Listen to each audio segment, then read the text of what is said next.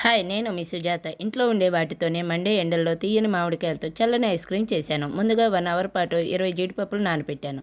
3 పెద్ద మామిడికాయలని చిక్కు తీసి ముక్కలుగా కోసి పెట్టుకోవాలి. ఇప్పుడు ఒక మిక్సీ జార్లో జీడిపప్పు, బెల్లం వేసి ఫైన్గా పేస్ట్ చేసుకోవాలి. ఇక్కడ బెల్లం మామిడి పండు టేస్ట్ని బట్టి వేసుకోవాలి. అవసరమైతే వాటర్ యాడ్ చేసుకోవచ్చు. తర్వాత మామిడి పండు ముక్కలు వేసి ఫైన్గా పేస్ట్ చేసుకోవాలి. చూసారా, టెక్స్చర్ ఇలా ఉండాలి.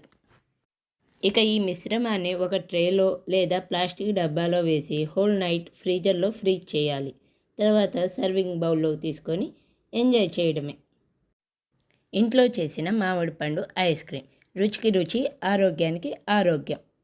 పిల్లలు అడిగినప్పుడు, మనసు కోరినప్పుడు బయటకు వెళ్ళే పని లేకుండా పాలు, చక్కెర వాడకుండా చేసే simple, easy and healthy ice cream మీరు ట్రై చేయండి. ఎలా వచ్చిందో కామెంట్ చేయండి. Please subscribe and